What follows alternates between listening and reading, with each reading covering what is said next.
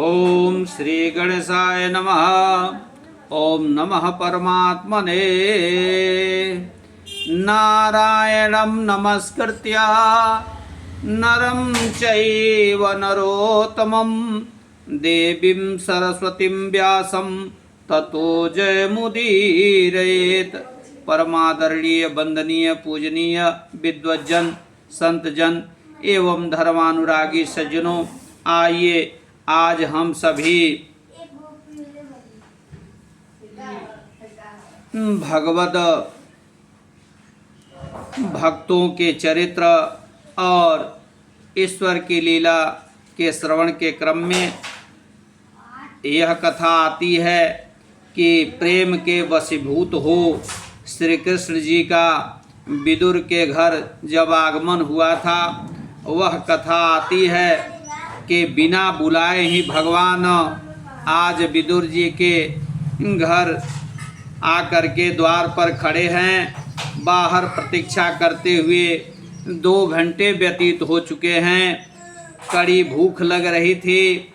भगवान सोच रहे थे कि उनका कीर्तन कब समाप्त होगा, विदुर जी का कीर्तन कब समाप्त होगा।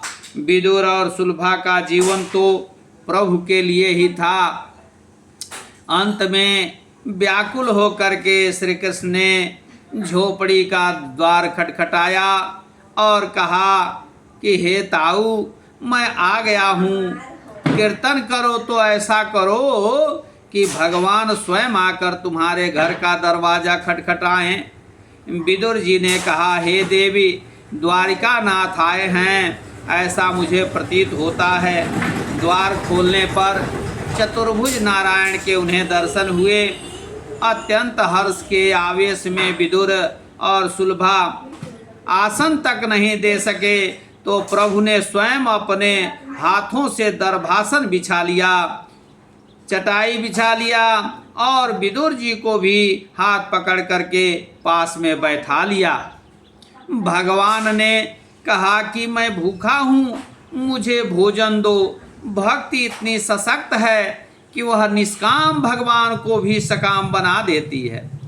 वैसे तो भगवान को भूख नहीं लगती, किंतु भक्त के कारण ही उन्हें खाने की इच्छा होती है।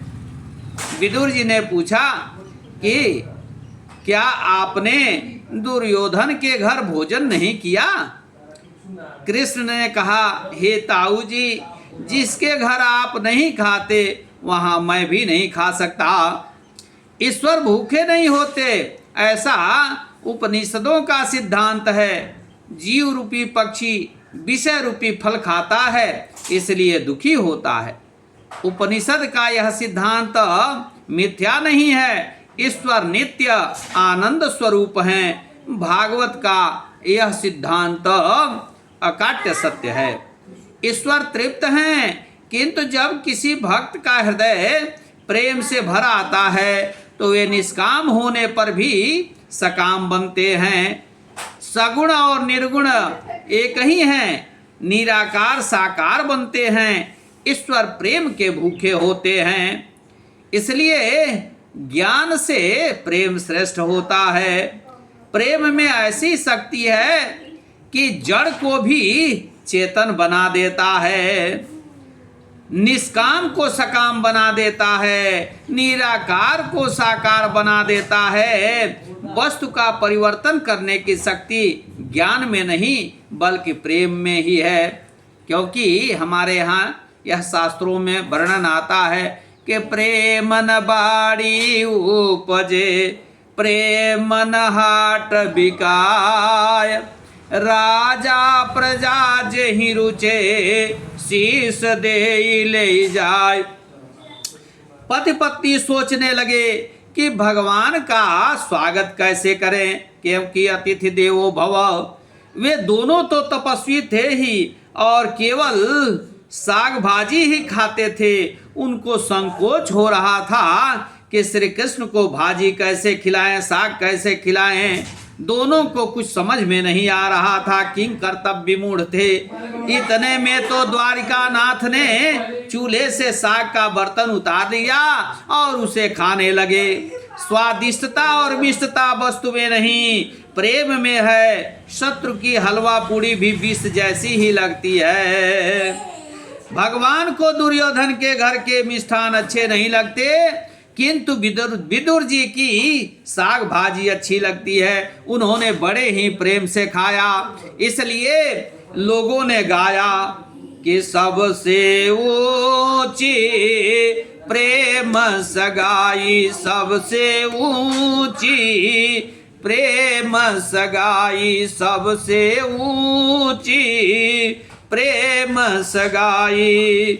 दुर्योधन की मेवा त्यागे, साग विदुर घर खाई, सबसे ऊंची प्रेम सगाई, सबसे ऊंची प्रेम सगाई। झूठे फल सबरी के खाए, बहुबुद्धि प्रेम लगाई। झूठे फल सबरी के खाए, बहुविधि प्रेम लगाई। प्रेम के बस नृप सेवा कीन्ही हो, प्रेम के बस नृप सेवा कीन्ही, आप बने हरि नाई। सबसे ऊंची प्रेम सगाई, सबसे ऊंची प्रेम सगाई। राजसूय युधिष्ठिर कीनो, तामे झूठ उठाई। राजसूय युधिष्ठिर किन्हो, तामे झूठ उठाई। प्रेम के बस अर्जुन रथ क्यों भूल गए ठकुराई। सबसे ऊंची प्रेम सगाई, सबसे ऊंची प्रेम सगाई, सबसे ऊंची प्रेम सगाई। ऐसी प्रीति बढ़ी वृंदावन, गोपिन नाच नचाई।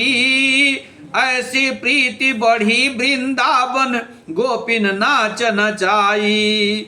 सूर क्रूर इस लायक नाही, सूर क्रूर इस लायक नाही, कहाँ लगी करऊं बड़ाई।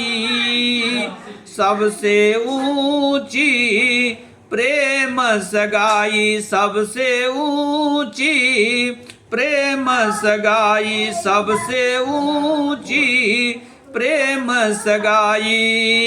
दुर्योधन घर मेवा त्यागे, साग विदुर घर खाई। दुर्योधन घर मेवा त्यागे, साग विदुर घर खाई। सबसे ऊंची प्रेम सगाई, सबसे ऊंची प्रेम सगाई, सबसे ऊंची प्रेम सगाई, सबसे ऊंची प्रेम सगाई। बोलिए वृंदावन बिहारी लाल की जय, हनुमान जी महाराज की जय, सभी संतों की जय, सभी भक्तों की जय, भागवत भगवान की जय, सनातन धर्म की जय। ओम पार्वती पतये नमः। हर हर हर महादेव शिव शंभो। विश्वनाथ ममनाथ पुरारी, त्रिभुवन महिमा विदित तुम्हारी। श्री कृष्ण गोविंद हरे मुरारे, हे नाथ नारायण वासुदेव।